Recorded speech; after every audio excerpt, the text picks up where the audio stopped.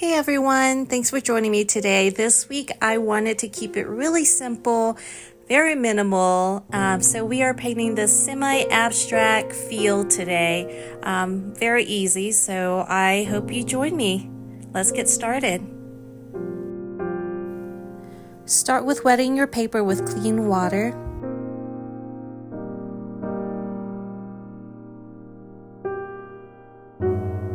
I'm using my round brush to create a very diluted mixture of cerulean blue. We want to keep the sky portion really light, so make sure you don't have a lot of pigments in your mixture. I'm going to place the cerulean blue in back and forth strokes across the top portion for this sky. Notice how light my wash is right now, and we want to keep it that way.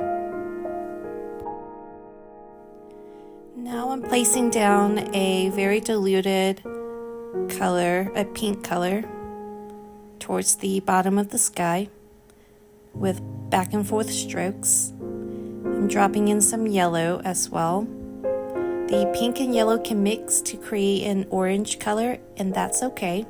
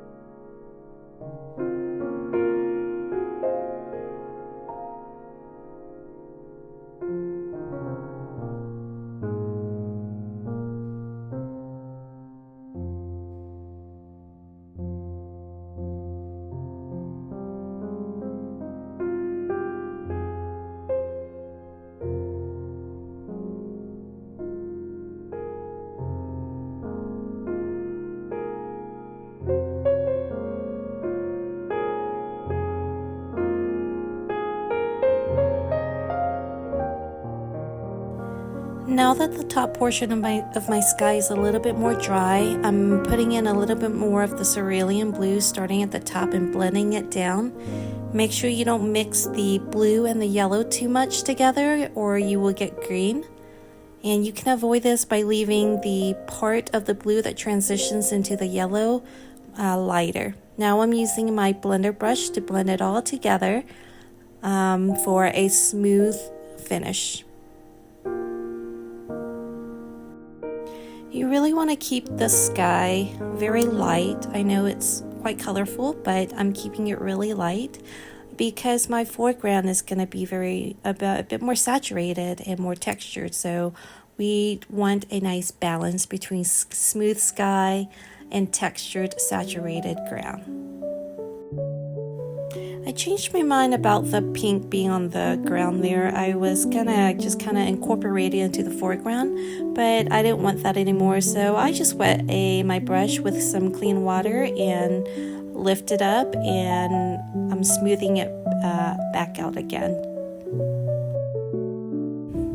And you don't have to do that step. If you like what you have, that's fine. I just changed my mind, and you're allowed to do that when you're painting. It's your painting. Do what you want. So, with Arches 100% cotton watercolor paper, I'm able to work and rework and, make a lot of changes. So the paper is pretty tough, and I appreciate that about it. And also notice that right now I have my paper tilted with something kind of at the behind my board, and this helps my color dry without making it way up towards the sky, if that makes any sense. Just kind of help the water not run up, or the pigments not run up towards the sky. And that is it for the sky, guys. So while that's drying, I am mixing up a variety of greens, dark green, light green, yellowish green, even a brown for the foreground. We're going to paint a suggestion of bushes, trees, mountains, whatever you want to make it. And I'm going to paint this sort of at the 1/3 line starting from the bottom. This coincides with the composition rule of 1/3.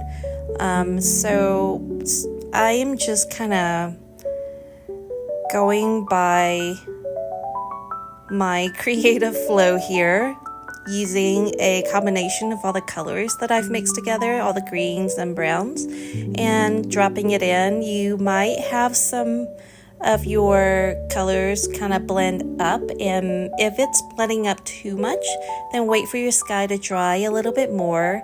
But I really don't mind it kind of blending up and blooming out. I think that's really cool and beautiful. So it looks like my paper is quite dry actually, and that's okay too. Maybe I can mess it up later, but there's really no rhyme or reason right here except for dropping in a variety of greens and browns across the page to suggest land. That's all.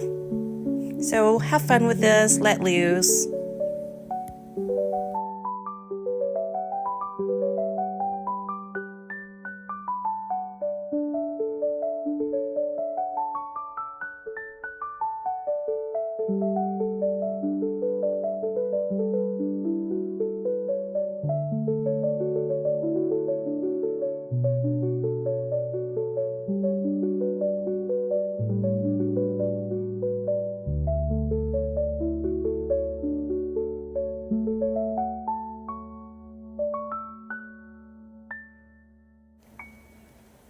Now I'm going in with my flat brush and just wetting the bottom part of the foreground now. I am gonna start with a wet page, and that really helps me let loose and my colors blend together well.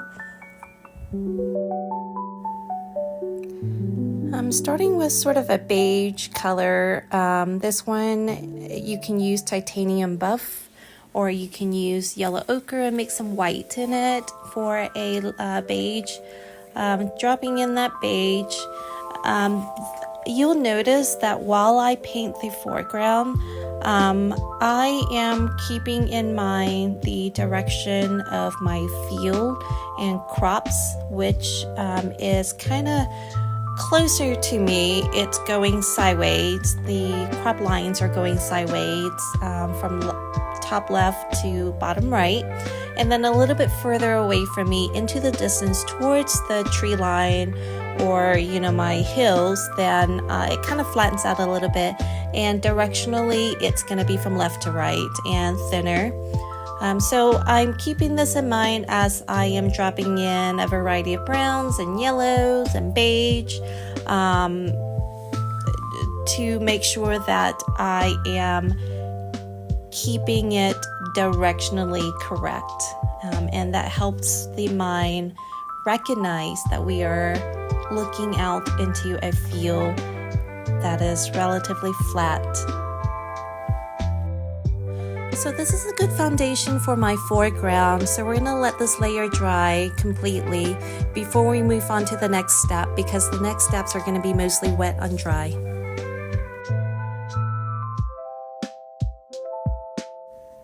Now I'm using a light value brownish yellow and the tip of my round brush to draw in some shadows of the crop lines. Remember, the crop lines further away from me will be more horizontal and thinner, and then the crop lines as they come closer towards me will be more diagonal from left to right and bigger.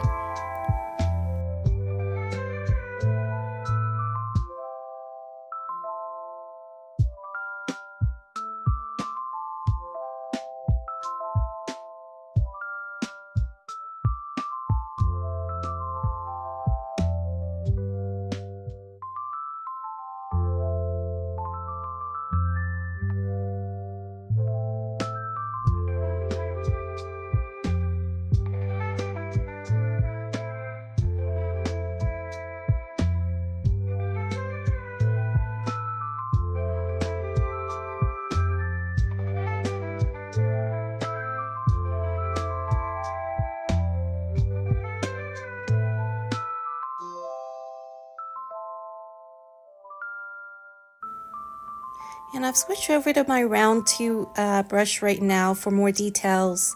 I want to make sure that I drop in some darker colors at the base of my tree lines in the distance, and then I'm drawing in tiny, smaller suggestions of bushes in the distance as well.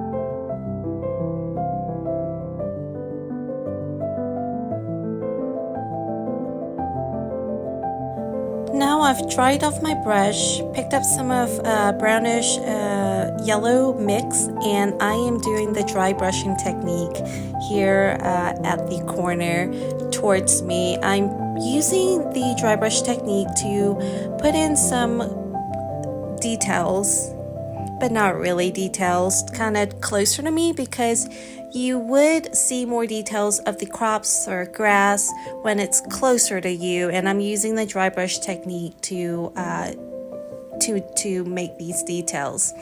I'm still making sure that I'm using my brush in the diagonal direction of how the crops would grow, or the grass would grow.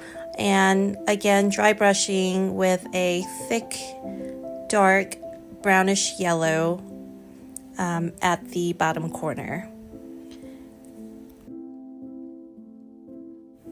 If you are trying to do the dry brushing technique and you pick up your color and your brush is too wet, you can always just dab it off a little bit on your towel, test it out on a scratch sheet of paper before you go in with a dry brushing technique.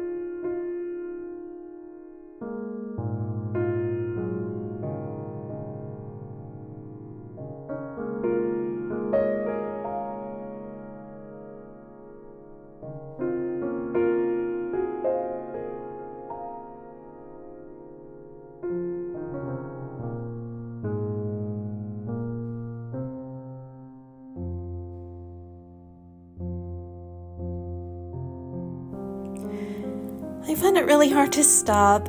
It's hard to not overdo it, but you have to find a stopping point. You have to tell yourself you need to stop, and I've done just that. I don't want to put too many details. I want to keep this semi-abstract.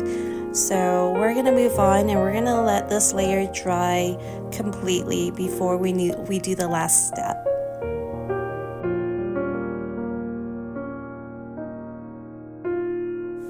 Alright, so this last step is completely optional. You may not even want to do this or need to do this, but I like doing this. I want to add sort of like a golden glow to my feel. So I'm mixing up a diluted mixture of my Quin Gold. And you got to make sure that your layer is dry before you do this. So this is called glazing. I am glazing in, painting very lightly, gently over the whole paint, my feel, with this Quin Gold. I'm not painting it all over the place, just kind of here and there, just for some streaks of gold color. So I like this look, and that's what I'm doing. But like I said, this is completely optional. You might already have a nice glow going in your field, but I didn't think I did. So here we are.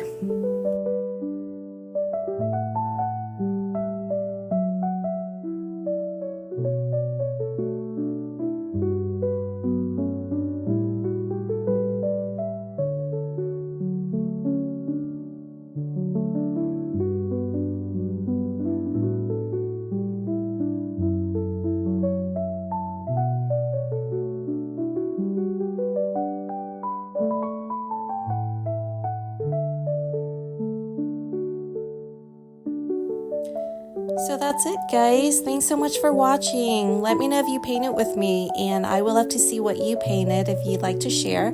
Let me know if you have any questions, and thank you so much for watching. I am actually going to frame this and probably put it up in my room for a little calm corner because I think this is so calming to look at. So stay tuned. In just a few seconds, you can see what it looks like after I framed it.